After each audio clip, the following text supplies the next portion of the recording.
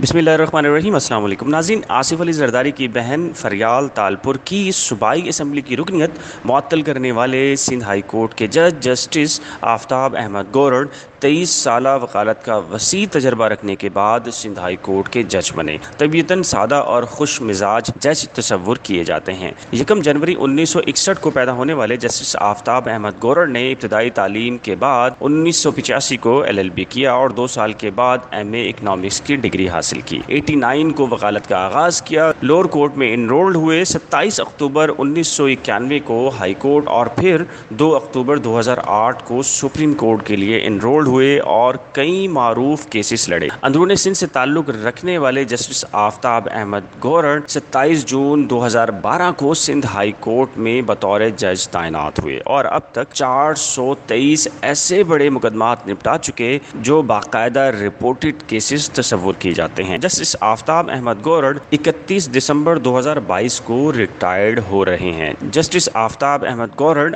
आम तौर पर केसेस के दौरान खुश मिजाज, सादगी और अच्छे रवैये के साथ बर्ताव करने वाले जज के तौर पर देखे जाते हैं। उम्मीद है आपको हमारी ये मालूमाती मुख्तसर वीडियो पसंद आई होगी। अगर आपने हमारे चैनल को सब्सक्राइब नहीं किया तो बराह करम हमारे चैनल को सब्सक्राइब कर दीजिए, वीडियो को लाइक और बेल आइकन को लाजिम प्रेस कीजिएगा। साथ ही नीचे दिए गए कमेंट सेक्शन में अपनी कीमती राय से ज़रूर आगाह कीजिएगा। एक नई वीडियो के साथ जल्द हाजिर होंगे, तब तक के लिए खुदा हाफिज़।